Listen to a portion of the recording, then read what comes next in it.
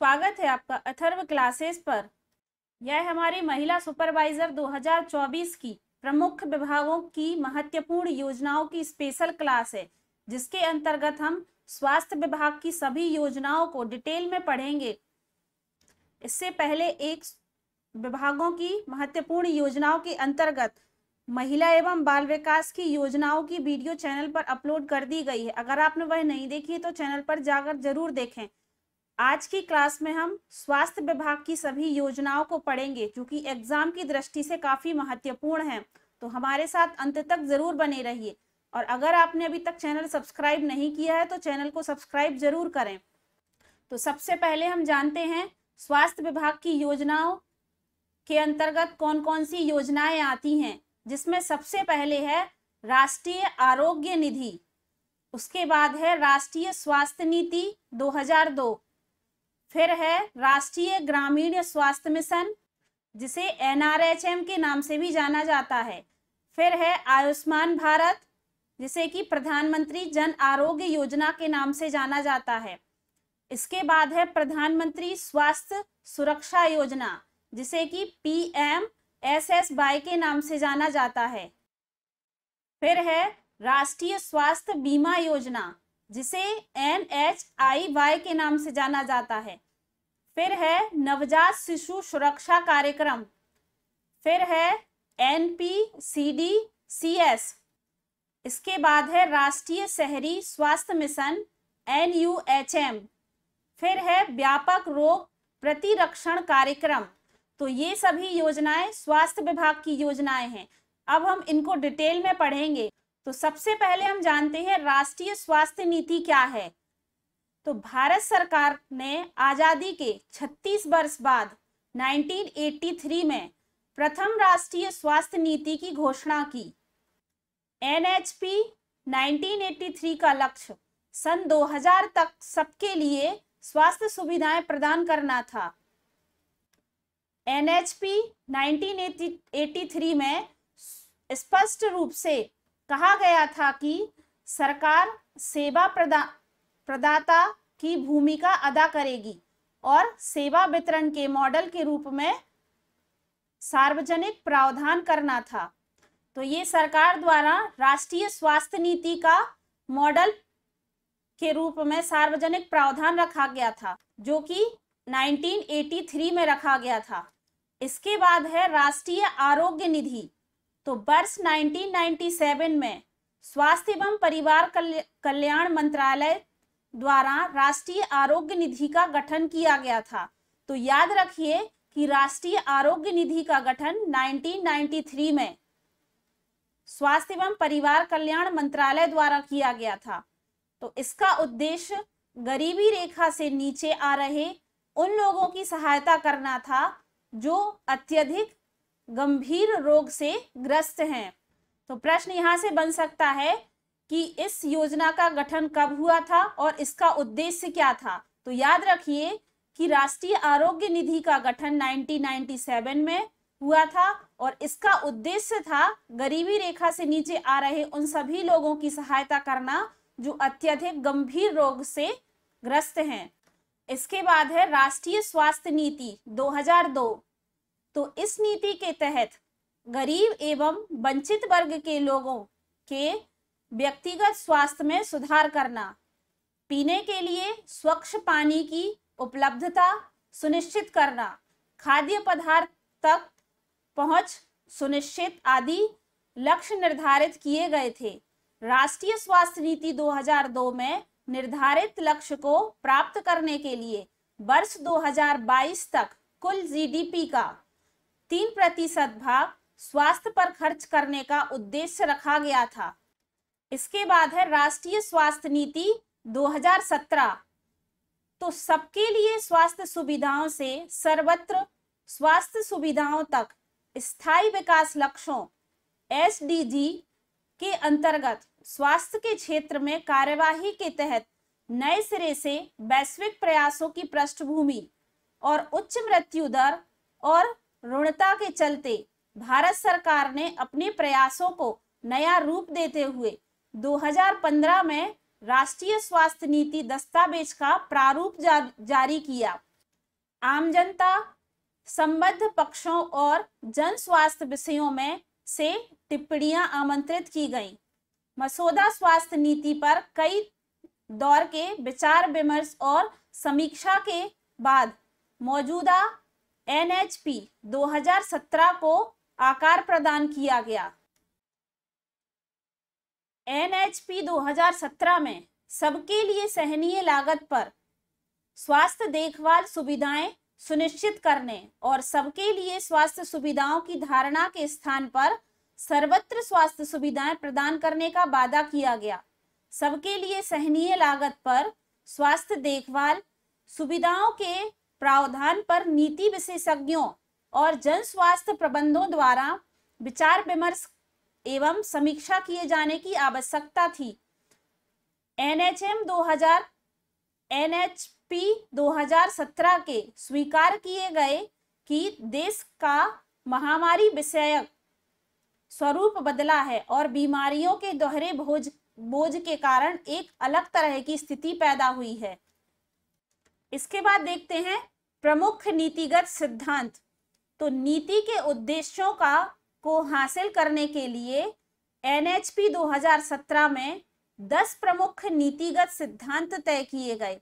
तो ये नीतिगत सिद्धांत इस प्रकार हैं, जिसमें सबसे पहले है व्यावसायिक निष्ठा और नैतिकता, दूसरा है समानता, तीसरा है सहनीयता, चौथा है सार्वभौमिकता और पांचवा है रोगी केंद्रीय एवं गुणवत्तापूर्ण देखभाल, छठवां है जवाबदेही और सातवां है समावेशी हिस्सेदारी, आठवां है अनेकत्व, नौवां है विकेंद्रीकरण और 10वां है गतिशीलता और अनुकूलनशीलता। तो ये 10 प्रमुख नीतिगत सिद्धांत दिए गए थे, जिसमें एनएचपी 2017 में कहा गया कि ये महत्वपूर्ण नीतिगत सिद्धांत मृत्यु दर और ऋणता की स्थिति कम करने में सहायक होंगे और इनसे लोगों के स्वास्थ्य में समग्र सुधार होगा। इसके बाद है राष्ट्रीय ग्रामीण स्वास्थ्य मिशन। तो यह योजना काफी इंपॉर्टेंट है, जिसे कि एनआरएचएम नाम से भी जाना जाता है। तो राष्ट्रीय ग्रामीण स्वास्थ्य मिशन का संचालन केंद्रीय स्वास्थ्य एवं परिवार कल्याण मंत्रालय द्वारा किया जा रहा है। 1 मई 2013 को राष्ट्रीय स्वास्थ्य मिशन के तहत 13वीं योजना अवधि के दौरान भी राष्ट्रीय ग्रामीण स्वास्थ्य मिशन का आरंभ हुआ। राष्ट्रीय शहरी स्वास्थ्य मिशन भी एनएचएम का ही एक उप मिशन है। एनआरएचएम की मूल अवधि 2022 तक थी, जिसे 12वीं पंचवर्षीय योजना अवधि के लिए बढ़ा दिया गया था। इसके अंतर्गत विशेष रूप से प्राथमिक स्वास्थ्य पर ध्यान केंद्रित किया जा रहा है।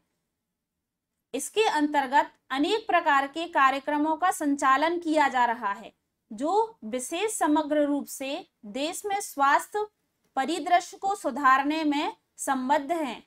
11वीं योजना के दौरान स्वास्थ्य सेवाओं पर कुल सार्वजनिक व्यय जीडीपी का 1.04% रहा, जिसे 12वीं योजनावधि के अंत तक 1.87% के स्तर तक पहुंचाया गया।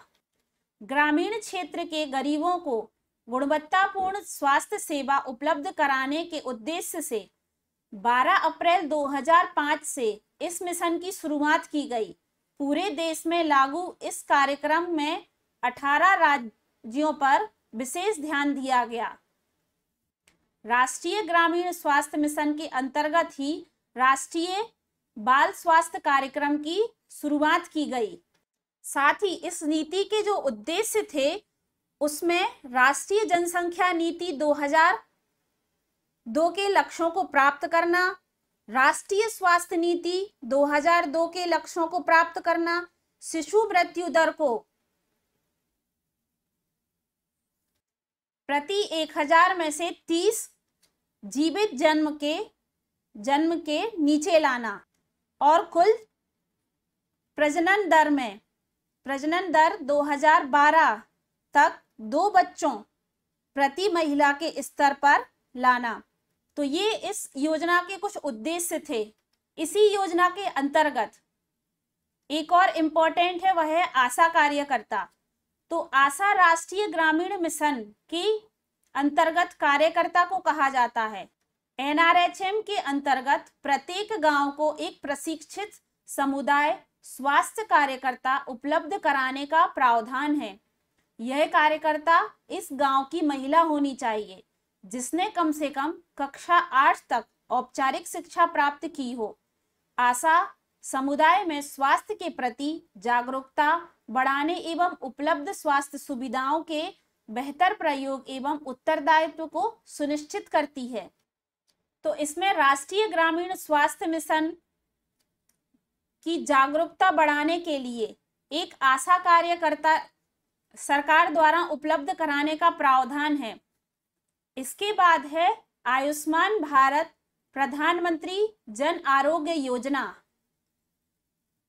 तो यह पूर्णतः केंद्र प्रायोजित योजना है जिसकी शुरुआत सितंबर 2018 में की गई।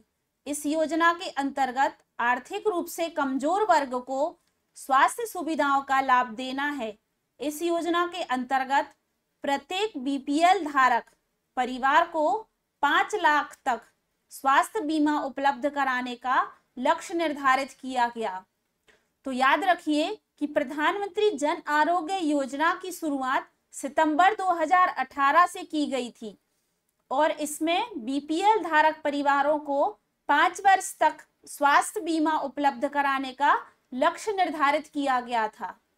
इसके बाद जो योजना है वह है प्रधानमंत्री स्वास्थ्य सुरक्षा योजना, जिसे PMSSY के नाम से भी जाना जाता है। स्वास्थ्य सुविधाओं में क्षेत्रीय असंतुलन को दूर करने तथा उच्च स्तरीय मेडिकल शिक्षा उपलब्ध कराने के उद्देश्य में मार्च 2006 में यह योजना शुरू की गई थी। इस योजना के 2 घटक हैं। अखिल भारतीय आयुर्विज्ञान संस्था की तरह पर अन्य राज्यों में 6 संस्थान स्थापित करना, 10 राज्यों में स्थित 13 सरकारी मेडिकल कॉलेजों का उन्नयन करना। तो इस योजना में याद रखिए कि इस योजना की जो शुरुआत थी वह मार्च 2006 में की गई थी और इसके जो 2 मुख्य घटक थे उसमें अखिल भारतीय आयुर्विज्ञान संस्थान की तरह 6 संस्थानों की स्थापना करना, मतलब इसी तरह, और 10 राज्यों में स्थित 13 सरकारी मेडिकल कॉलेजों का उन्नयन करना था। इसके बाद जो अगली योजना है वह है राष्ट्रीय स्वास्थ्य बीमा योजना, जिसे NHIY के नाम से जाना जाता है। तो इस योजना की शुरुआत 1 अक्टूबर 2007 को की गई। इस योजना का उद्देश्य असंगठित क्षेत्र के गरीबी रेखा से नीचे रहने वाले कामगार एवं उनके परिवार के सदस्यों को स्वास्थ्य बीमा सुरक्षा कवर उपलब्ध कराना है। तो याद रखिए कि 1 अक्टूबर 2007 को इस योजना की शुरुआत की गई थी और इस योजना का जो उद्देश्य था वह गरीबी रेखा के नीचे आ रहे परिवार के सदस्यों को स्वास्थ्य बीमा सुरक्षा उपलब्ध कराना है। इस योजना में बीमाधारी को नगदी राहत लेन देन के लिए एक स्मार्ट कार्ड जारी किया गया है। इसमें प्रति परिवार को प्रति वर्ष 30,000 तक की चिकित्सा सहायता प्रदान की जा सकती है। इस योजना का 75% अंश केंद्र द्वारा और 25% अंशदान द्वारा राज्य द्वारा किए जाने का प्रावधान है। तो याद रखिए कि इस योजना के अंतर्गत प्रति परिवार को 30,000 तक की चिकित्सा राशि प्रदान की जा सकती है, तो जिसमें 75% अंश केंद्र द्वारा और 25% अंशदान राज्य द्वारा।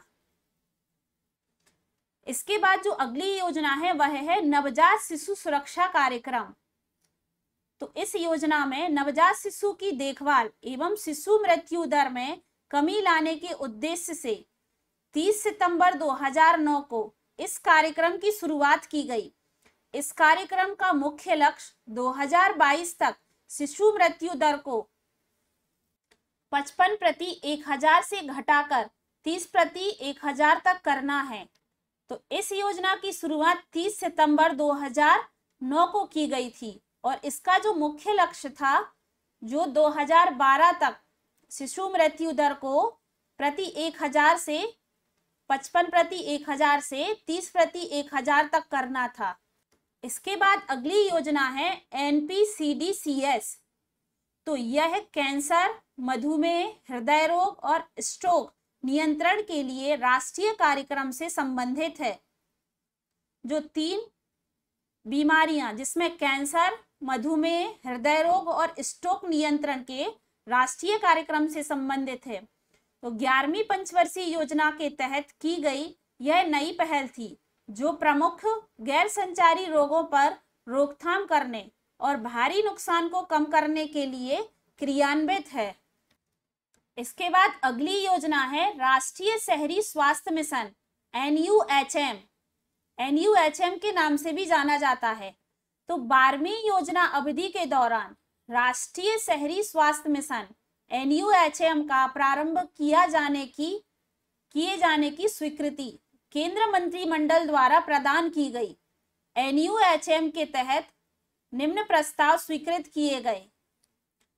प्रत्येक 50 से 60 हजार जनसंख्या पर एक शहरी प्राथमिक स्वास्थ्य केंद्र, बड़े शहरों में 5 से 6 शहरी प्राथमिक स्वास्थ्य केंद्र पर एक सामुदायिक प्राथमिक स्वास्थ्य केंद्र, प्रत्येक 10,000 जनसंख्या के लिए एक प्रसूति